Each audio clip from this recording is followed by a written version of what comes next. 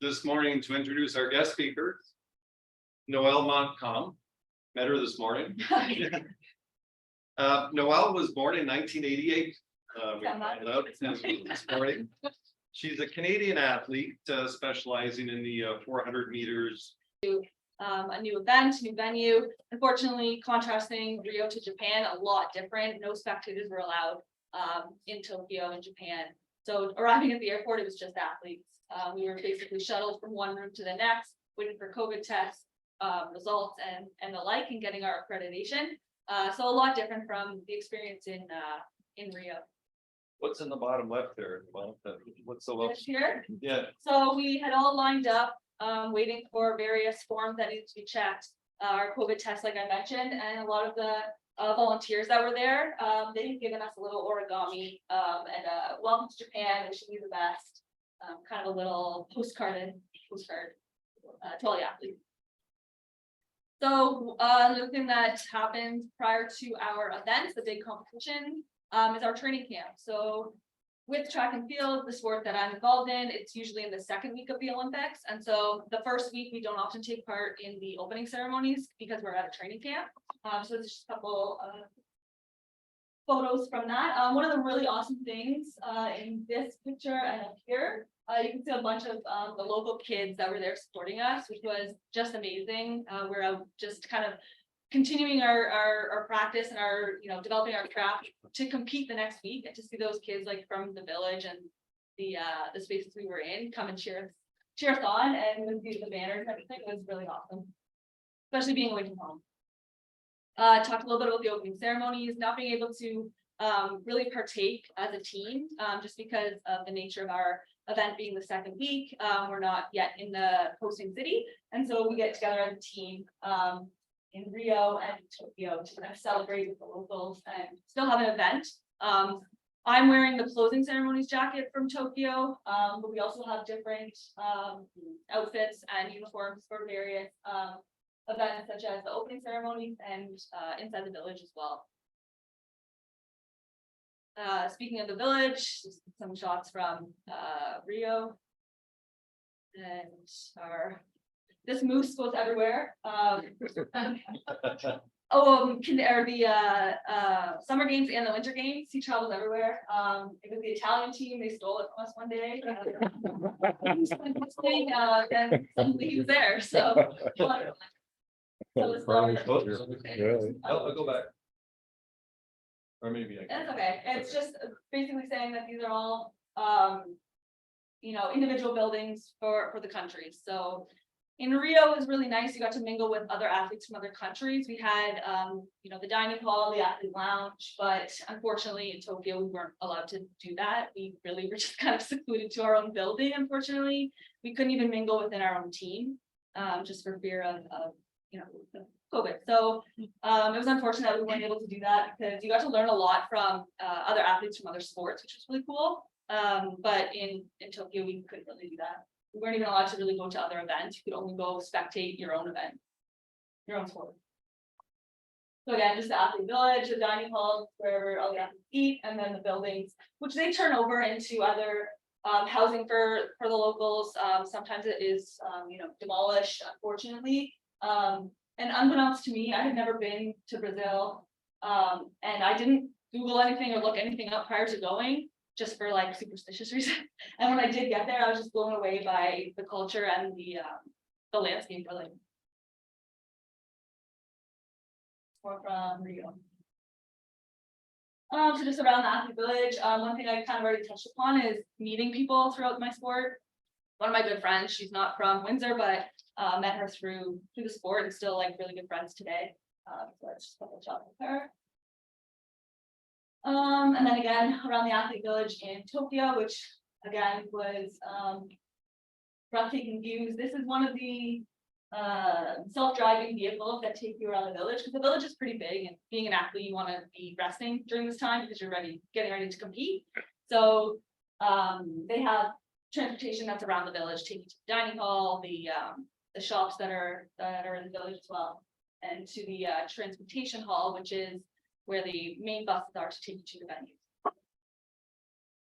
And that's our our building, the Canada House, with the most friend again. My screensaver on my computer. So I can't, like, no words. Just some more shots. So it's really cool. This is called like Flag Alley, Nation Alley. So all the flag countries that are competing, and then this one up here, it's just where the shops are. So as athletes, you can go and get your nails done prior to your event, which I always partake in. The shop that's there, so buying merchandise and stuff for friends and family back home, which I always took part in as well. And the dining hall. So I don't think I have a picture from Rio, but this one's from Tokyo, and I can tell because we had to eat behind plexiglass. It's really unfortunate because the dining hall was a time where like you interact with other athletes, not only from your own team and country, but other countries as well. And so it was really unfortunate that basically it was like go eat and leave, really. You couldn't really sit and mingle because you were eating behind plexiglass, which was unfortunate.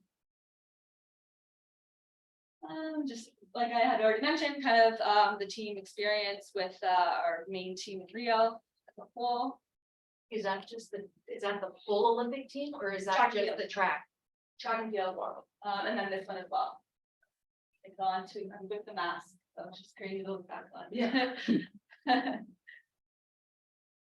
So again, just the friend I spoke about, just really good times with a lot of people at EB.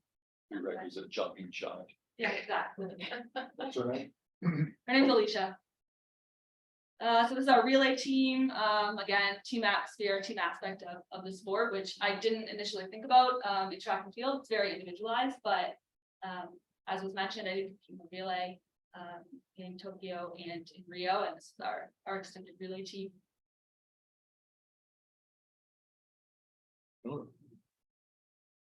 Doesn't want to go. Is that all? on No. this one? No.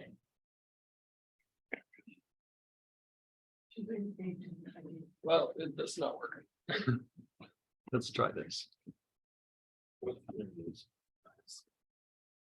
No. There you go. Sorry for being late. I was supposed to introduce you, sorry. That would be me. Oh, now we're back to the beginning. Good, I missed all that. So now, go ahead.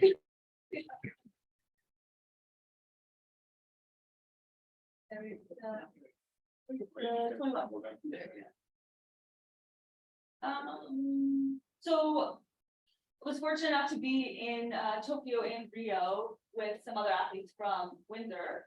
So Melissa Bishop runs the 800 meters, and then Lionel Inglis plays basketball for Team Canada.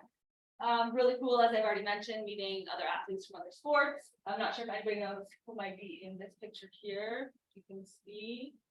Wait, I can't see anything. What did you say? Was it Simone Biles? Yeah. Oh, that is mine, Yeah. Yeah. What's her name? I forget. Yeah, all of them. What, What's her last name? She's so cute. Yeah, and Gabby Thomas. Yeah. So the American gymnast, so it's cool running into different athletes from different countries, different sports. And then just someone I looked up to in my sport, Sonia Ross, she now actually commentates for us. So really cool running into her track. Again, first look at the stadium, always an exciting thing to do. They let us on the track in the venue prior to actually competing, which kind of, I mean, you'd think for someone like myself, I run the same 400-meter track, same 10 hurdles around the track all the time, but just getting a feel for like the stadium, just the perception wise of where things are is really the wind, the way the wind's blowing. It kind of eases the nerves prior to actually getting in the stadium when you're ready to compete. So a lot of fun on that day when they let everybody in the stadium a day or two before the competition begins. And then same kind of thing in Tokyo. That's always a amazing experience, just kind of see the stadium and the track for the first time.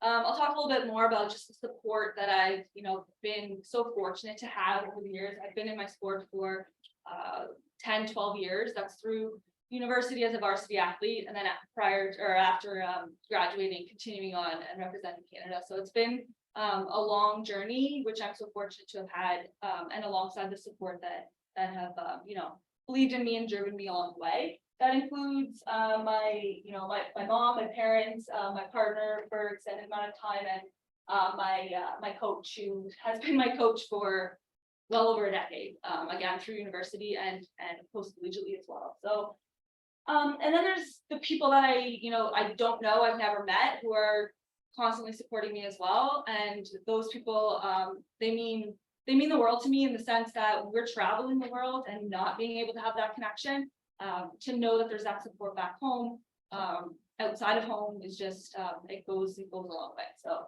these are some students that had traveled to Rio to support just the Canadian athletes. So it was awesome to run into them. And I mean, they had my name on the Canadian flag, so it was really cool to experience that with them.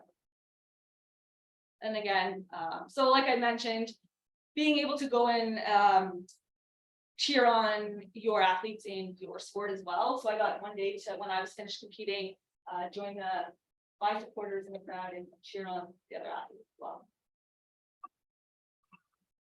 We love our stadium pictures.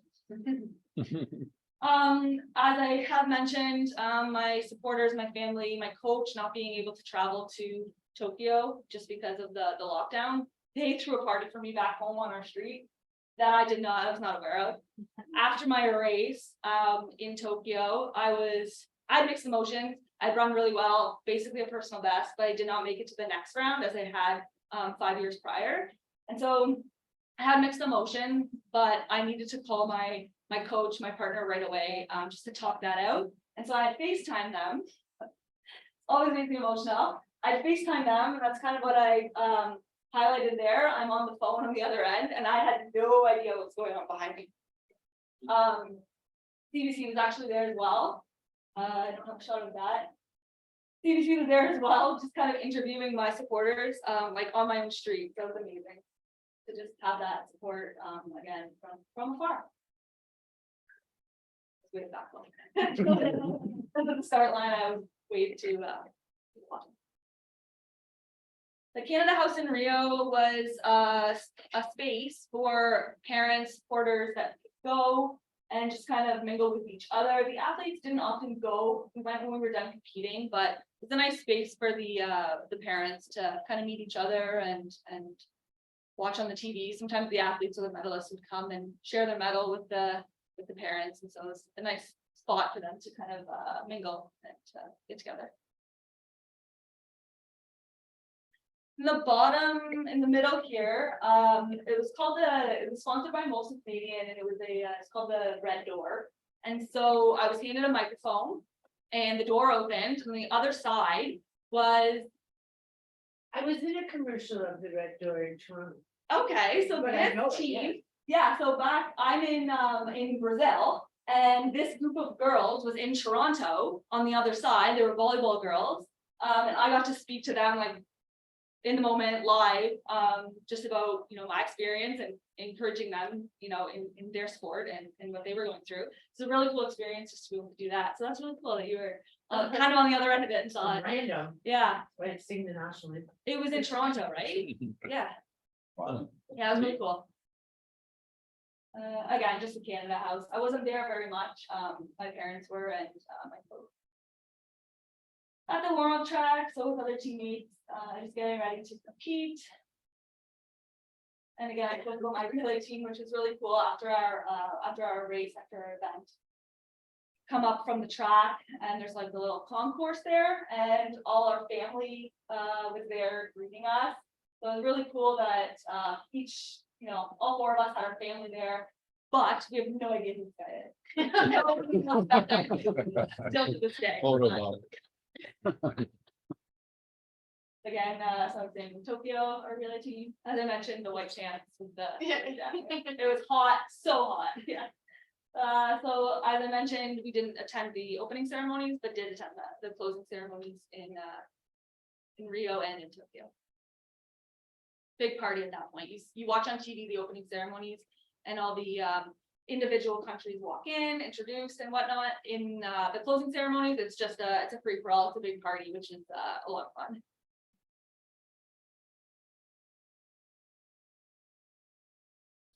Yeah. from Tokyo, and then sightseeing. Able to do that a lot in Rio. After competing, we got to go out and kind of explore a little bit. Went to Christ the Redeemer at one point. Coming out. Yeah, we asked the Uber driver to please take us to Christ the Redeemer, and he took us here.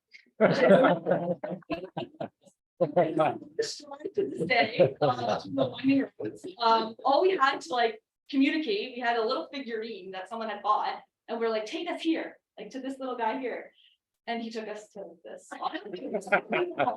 But eventually we did make it up to Christ the Redeemer. There you are. A long drive. Yeah. So yeah, I mean, that is a little bit of the journey of both Rio and Tokyo. But I guess, you know, how did I get there? How do I achieve those goals along the way?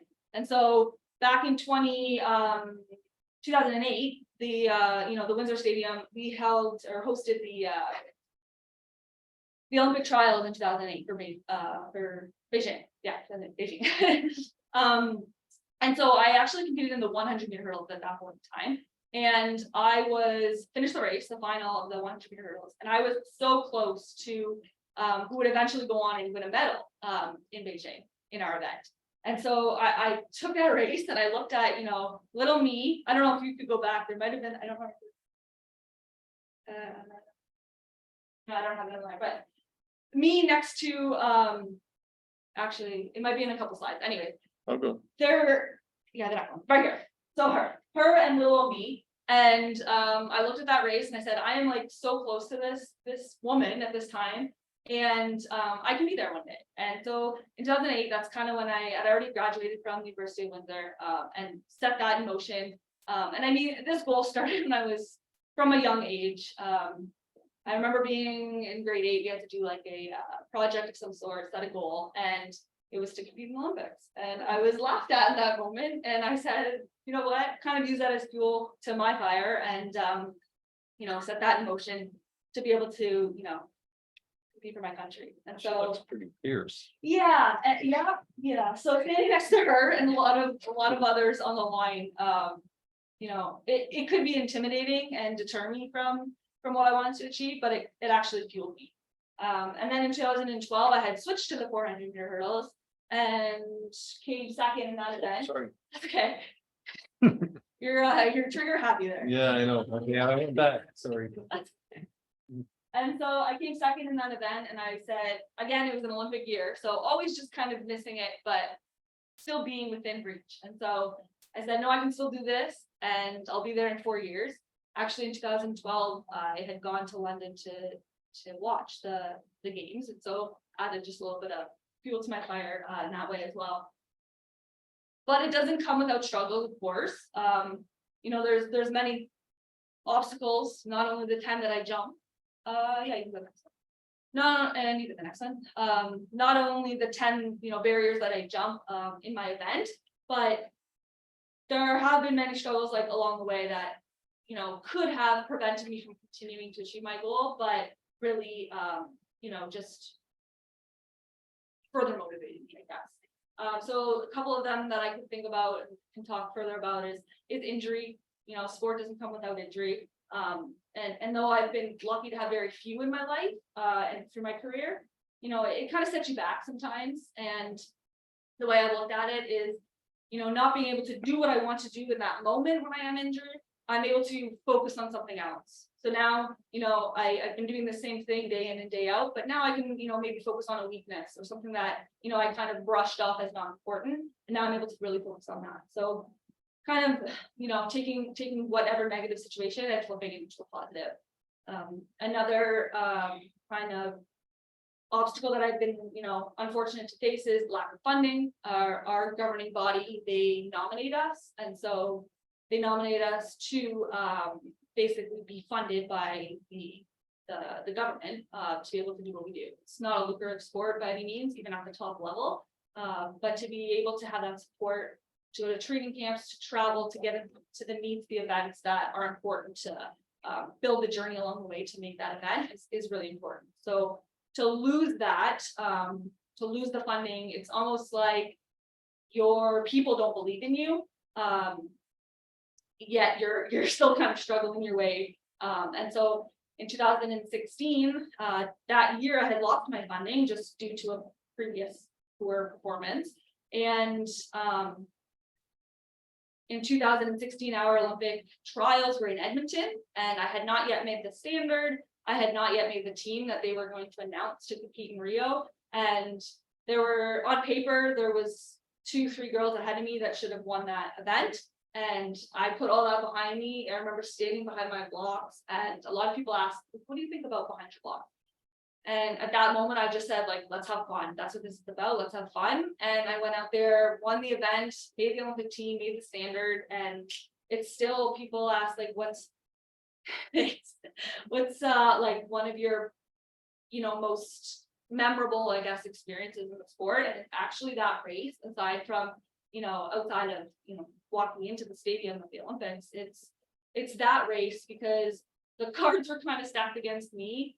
And I, took the power and performed in the moment. And I can just kind of put myself back in that spot and remember that, my supporters cheering for me and everything that transpired after that. So one of the really big things that I remember.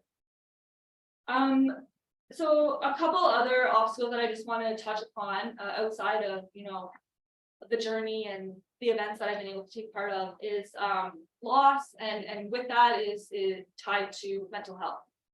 Well, Yeah, that's.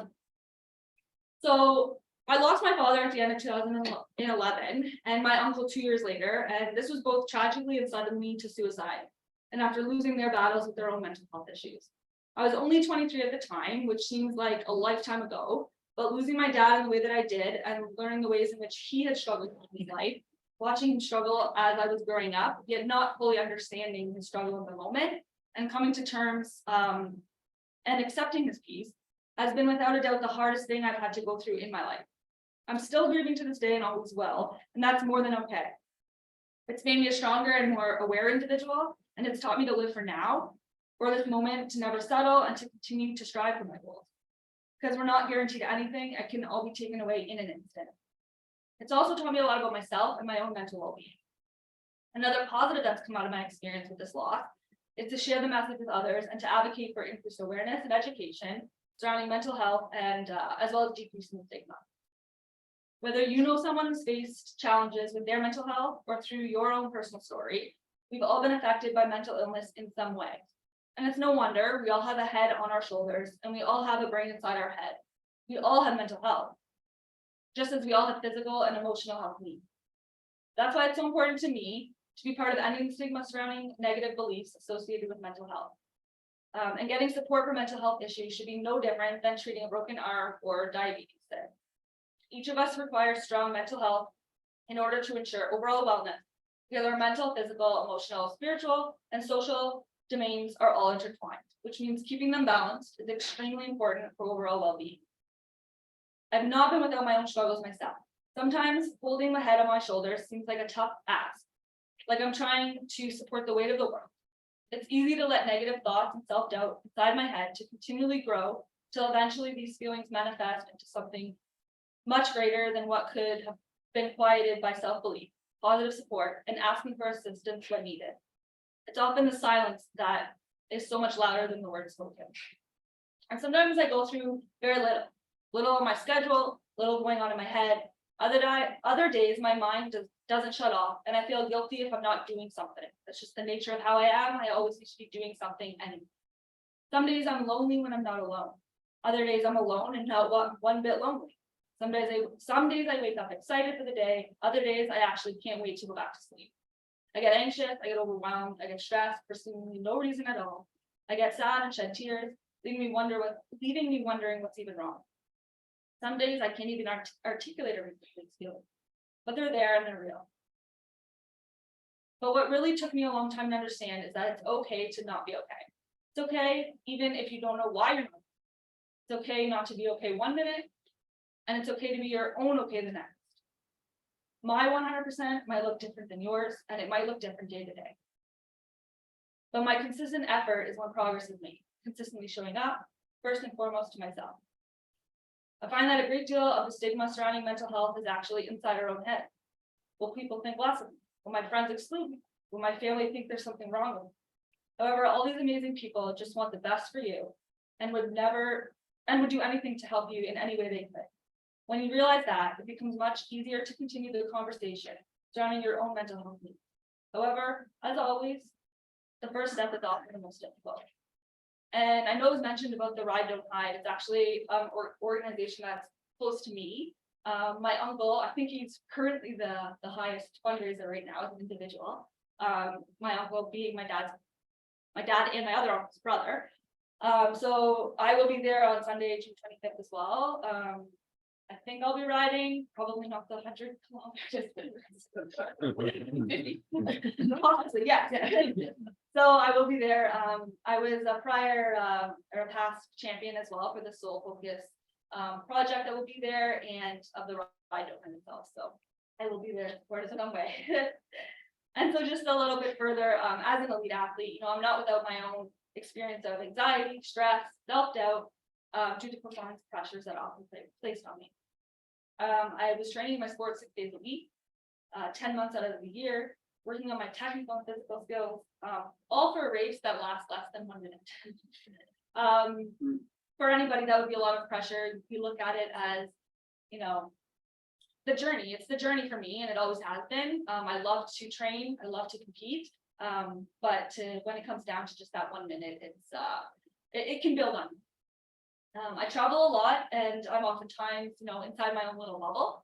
But I've been afforded this great opportunity in my life through sport and the people, as I've mentioned, that I've met.